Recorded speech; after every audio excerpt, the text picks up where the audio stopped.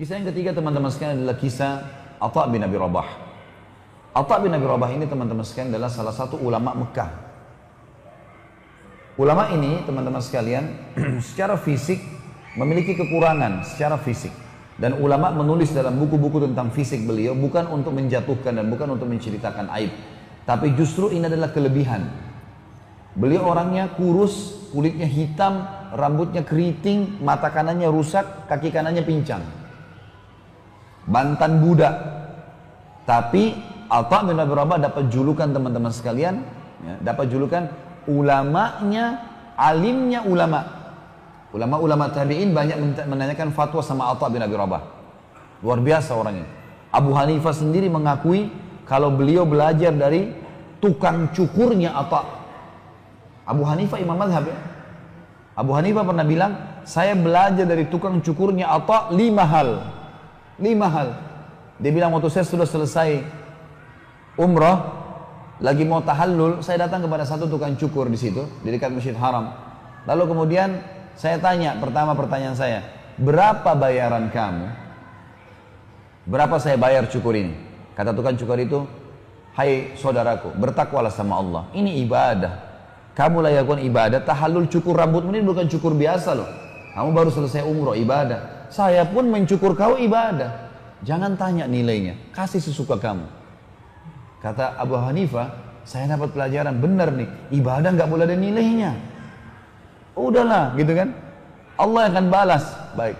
Dia bilang yang kedua, hukum yang saya belajar, saya begitu duduk, saya asal duduk saja. Kata tukang cukurnya, hai fulan, ya, menghadap kiblatlah, Ka'bah depan matamu. Kamu sekarang sedang tahallul. Alangkah baiknya kau hadap kiblat gitu. Dia bilang baiklah. Saya lakukan. Saya juga dapat pelajaran lain nih. Yang ketiga, saya memberikan sisi kiri kepala saya untuk cukur. Nih, sisi potong dari sini. Kata dia, bertakwalah kepada Allah. Sunnah Rasulullah SAW, cukur sebelah kanan. Mulai dengan kanan, jangan kiri. Kata Abu Hanifah, saya dapat hukum yang ketiga nih. Memang harus mulai dengan kanan. Nabi SAW gemar dengan sisi kanan. Yang keempat dia bilang, begitu saya lagi dicukur, saya diam aja. Abu Hanifah bilang, saya diam. Tukang cukurnya bilang, hai fulan, jangan diam, zikrullah, kau lagi ibadah, ngapain kamu diam? Kata Abu Hanifah, saya dapat ilmu yang keempat nih, dari tukang cukur gitu. Begitu selesai cukur dia bilang, saya lalu bayar, saya mau pergi. Dia bilang, sebentar fulan, kau mau kemana? Ini hukum yang kelima. Kata dia, saya mau pulang. Dia bilang, sebentar, kau baru selesai cukur tahallul. Sunnah Rasulullah berdoa. Doa habis umrah itu berdoa. Mustajab doa kamu itu. Abu Hanifah bilang, mengatakan saya dapat ilmu. Tapi saya lihat wajahnya tukang cukur ini bukan seorang alim. Kelihatan dari wajahnya orang biasa, bukan ulama gitu kan. Lalu saya tanya, saya mau tanya kamu atas nama Allah, dari mana kau belajar 5 hal tadi itu? Yang kau ingatkan saya. Dia bilang, dulu waktu saya mencukur Atha bin Abi Rabah, Atha bin Abi Rabah ngajarin saya itu. Atha bin Rabah sudah meninggal nih. Abu Hanifah belajar 5 fikih masalah tahallul, di tahallul gara-gara tukang cukurnya Atha. Bayangin luar biasanya berkahnya ilmunya Atha itu. Atha sudah meninggal nih. Ini contoh saja. Atha bin Abi Rabah ini teman-teman sekalian punya banyak kisah, banyak kisahnya dan unik-unik kisahnya gini. Tapi salah satunya adalah Atha bin Abi Rabah ini pernah satu waktu dikeluhkan, datang orang-orang Mekah mengeluh pada beliau. Keluhan-keluhan banyak sampai kepada beliau. Maka Atha bin Abi Rabah niat mau datang menuju ke khalifah. Khalifah didatangi waktu itu. Datanglah Atha bin Abi Rabah, dia naik keledai sampai ke depan istananya khalifah. Dari Mekah teman-teman ke negeri Syam, zaman itu 1 bulan dengan kuda yang paling cepat. Kan ibu kotanya Khilafah Umayyah waktu itu Damaskus, ibu kota Syria. Dari Mekah ke Damaskus ini 1 bulan dengan kuda tercepat. Dia naik keledai bisa 2 bulan. Dia pergi ke istananya Khalifah untuk menyampaikan masalahnya muslimin. Ringkas cerita, tiba di istananya Khalifah. Begitu dia mau turun dari keledainya, rupanya ada kereta kencana. Kalau kita sekarang mungkin mobil Alphard nih. Kereta kencana datang dengan 6 ekor kudanya. Keretanya mewah. Di dalam kereta ini ada orang lain namanya Atha Al-Khurasani. Ulama juga nih, ulama tabi'in. Dia juga namanya Atha, tinggal di Khurasan, di Iran, gitu kan, pada saat itu. Maka di dalam kereta ada anaknya, Atha Al-Khurasani ini punya anak. Anaknya ini cerita sama kita. Dia bilang apa? Saya melihat ayah saya turun dari kereta kencana, mendatangi seseorang yang kulitnya hitam, mata kanannya rusak, kaki kanannya pincang, bajunya, jubahnya besar, imamahnya sudah tua. Maksudnya Atha bin Abi Rabah. Dan kata anaknya Atha Khurasani, belum pernah ayah saya turun dari kereta kencana temuin orang, belum pernah. Selalu orang lain datang, karena ini juga ulama besar, selalu didatangi oleh orang-orang gitu. Tapi baru kali ini ayah saya keluar, saya heran, siapa orang ini? Dan dia bilang saya belum pernah menemui ada orang seperti itu, seburuk itu penampilannya. Dia nggak tahu. Ayahnya turun, dia bilang, ayah saya salaman sama orang itu, pelukan, ngobrol. Gak lama kemudian ayah saya kembali. Lalu saya tanya, ayah, sambil saya sedikit tertawa, siapa orang yang anda temuin itu? Saya belum pernah orang seburuk itu keadaannya. Kata anaknya ini, sampai kaki pelana, ya, kaki pelana kuda dan keledai itu kan biasanya dari besi ya. Ini dari kayu, saking miskinnya gitu. Kata Atha Al-Khurasani, kata Atha Al-Khurasani, hai anakku, hati-hati dengan lisanmu. Jangan pernah ucapkan sesuatu keburukan orang lain, apalagi kau tidak kenal. Bagaimana caranya kau minta maaf? Itu yang sedang kau bicarakan adalah Atha bin Abi Rabah. Kata anaknya ini, Atha bin Abi Rabah, ulamanya para ulama gitu, alimnya para ulama. Kata Atha Al-Khurasani, iya. Makanya kamu jangan sembarangan ngomong. Minta maaf sama pamanmu. Dia langsung turun, dia minta maaf sama Atha bin Abi Rabah. Gitu kan? Kata anak ini, lalu ayah saya mengatakan kepada saya, kamu tinggal di sini, yang masuk cuma saya sama pamanmu Atha bin Abi Rabah. Masuklah mereka, sampai keluar nih. Waktu keluar dari istana khalifah, si anak ini nunggu berita. Dia bilang, ayah, sampaikan kepada saya, apa yang terjadi di dalam istananya khalifah dengan kalian berdua nih? Kata Atha Al-Khurasani ceritakan begini, demi Allah wahai anakku, kalau bukan karena Atha bin Abi Rabah, saya tidak diizinkan masuk. Begitu masuk pintu gerbang, pintu utamanya istana, dilihat Atha bin Abi Rabah, pertama kali dalam sejarah khilafah, kerajaan Islam, khalifah berdiri menyambut orang. Selama ini khalifah duduk, walaupun alim ulama datang, salaman sama dia. Ini waktu Atha bin Abi Rabah masuk, khalifah, waktu itu kalau tidak salah Al-Walid namanya, berdiri, kemudian datang kepada Atha bin Abi Rabah di pintu. Lalu salaman dengan Atha bin Abi Rabah. Orang-orang sekitarnya khalifah ini tidak tahu siapa orang ini, karena zaman dulu nggak ada foto, orang nggak tahu, cuma dengar nama gitu kan. Lalu dia bilang, khalifah mengatakan kepada Atha Al-Khurasani, silakan duduk. Disuruh duduk di satu kursi buat tamu gitu kan. Lalu Atha bin Abi Rabah juga mau duduk, si khalifah pegang tangannya. Ini sambil pincang jalan, sambil dipegang tangannya. Orang-orang semua lihat siapa orang ini. Penampilannya sederhana sekali, matanya buta sebelah kanan, kakinya pincang. Lalu kata khalifah, hahuna ya Aba Muhammad, kesini wahai ayahnya Muhammad. Ditarik tangannya. Ayahnya Muhammad julukannya Atha bin Abi Rabah, karena anak pertamanya namanya Muhammad. Dia bilang, lalu terus saja khalifah memegang tangannya Atha bin Abi Rabah sambil mengatakan, hahuna Aba Muhammad, kesini ayah Muhammad, jangan duduk di sana.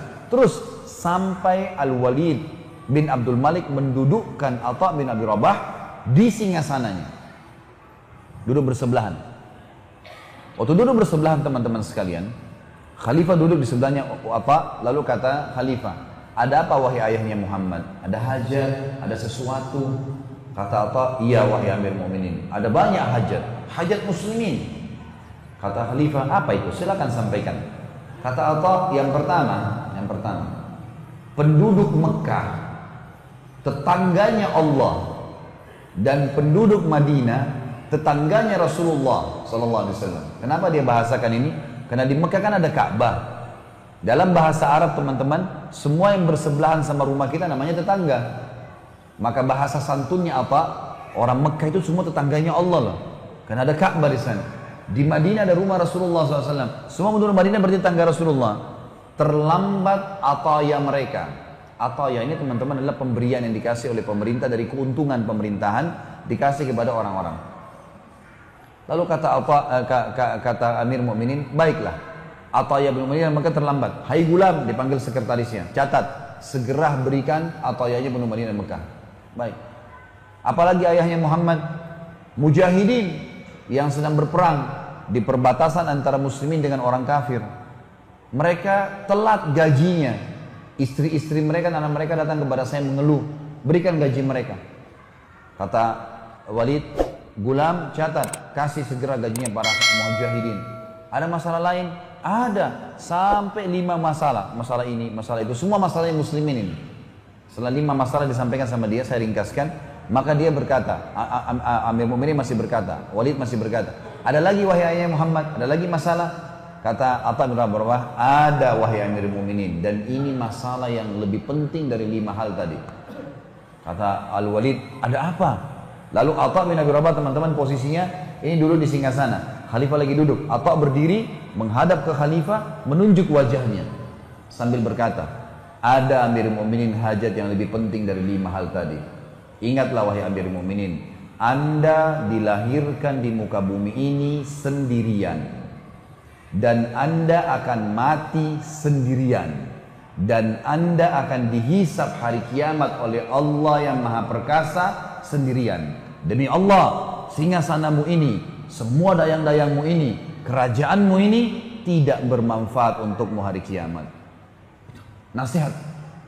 Tidak pernah ada orang begini, raja duduk ditunjuk-tunjukin sama dia. Nasihat. Al-Walid orang beriman sama Allah.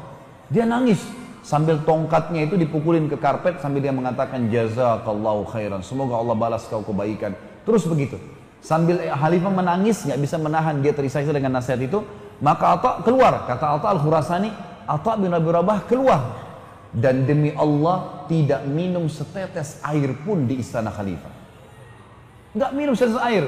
Berapa banyak orang sekarang yang meninggalkan diri pada ulama, sibuk dengan cari makanannya presiden, makanannya menteri, duduk ngobrol, apalah, bisa rekomendasi apa. Ini hajat muslimin semua, nggak lebih daripada itu. Lalu pada saat dia mau keluar dari istana, kata Atha Al-Khurasani, kami dikejar oleh salah satu staf kerajaan, bawa satu kantong uang dinar emas, kasih. Kata dia, ini dari Amir Mu'minin buat anda wahai Atha bin Abi Rabah. Sebagai balasan datang. Kata Atha, demi Allah saya datang bukan untuk itu. Kembalikan kepada Amir Mu'minin, ya, dan saya tidak akan terima. Pulang. Bagaimana Atha bin Abi Rabah, teman-teman sekalian, bisa terbentuk seperti ini?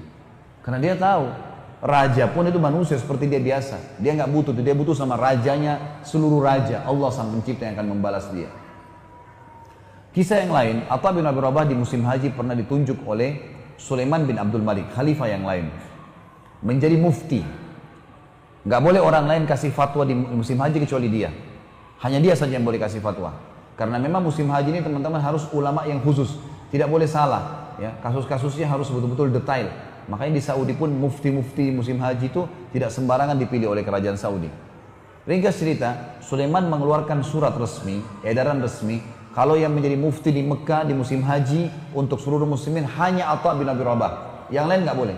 Ulama lain pun tidak ada urusannya, tidak boleh kasih fatwa.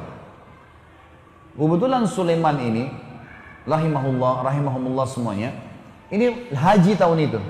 Dia lagi pergi haji sama anak-anaknya, masuk ke Arafah. Setelah tenda kerajaan dibuka, macam-macam lah ya, dayang-dayang, makanan, persiapan, segala macam hal sudah dilakukan. Kata Sulaiman, di mana Atha bin Abi Rabah? Kata pengawalnya, di kemahnya Amir Mu'minin. Lagi banyak muslimin lagi antri, nanya hukum. Kata Sulaiman, mari saya mau ketemu. Saya mau ketemu. Kata mereka, baiklah, kami panggilin. Kata Sulaiman, tidak usah, saya ke sana.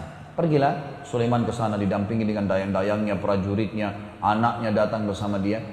Begitu tiba teman-teman sekalian di tempat itu, ya, di kemah, masuk ke dalam kemah, Sulaiman salaman sama Atha, Atha menyambutnya semua, duduklah. Setelah itu Atha bertanya, wahai Amir Mu'minin, wahai Amir Mu'minin, kenapa anda datang? Ada sesuatu yang bisa saya bantu?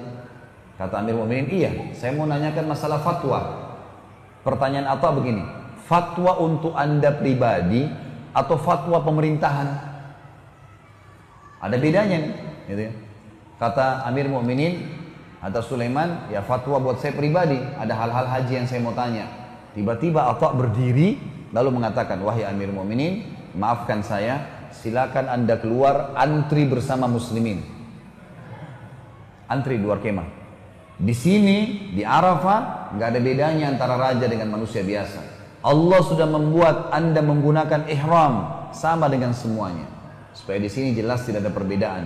Dan mereka sudah antri kepanasan dari tadi untuk menanyakan fatwa pribadi.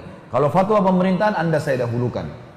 Karena wali amr harus didahulukan. Tapi fatwa pribadi enggak. Orang-orang di belakangnya Sulaiman ini sudah marah nih. Ini ngapain ini Atta? Kan tinggal jawab selesai, Amir Mu'minin pulang. Disuruh antri.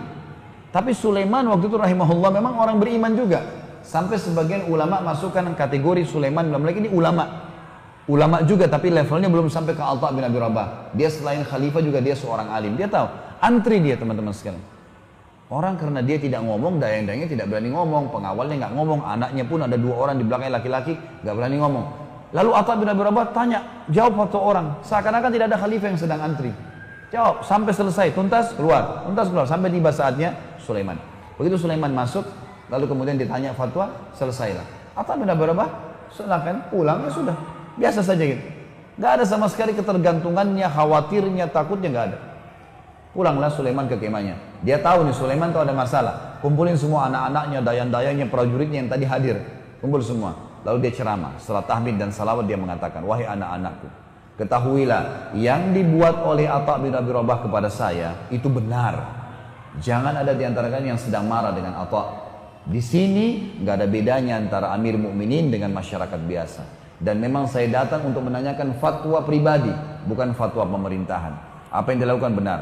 Tapi ketahuilah, yang membuat Atha bin Abi Rabah bisa melakukan itu pada saya karena ilmu agamanya, karena hubungannya dengan Allah sangat baik, sehingga Allah membuat dia mengalahkan singa-singa sananya para raja-raja. Dia nggak butuh dengan singasana saya, dia nggak butuh dengan saya. Karena dia sudah bergantung dengan Allah, raja yang sebenarnya. Nasihat yang sangat bijak dari Sulaiman. Dan bagaimana memang raja kalau juga beriman kepada Allah. Tapi saksi bahasan kita Atha rahimahullah yang luar biasa ini.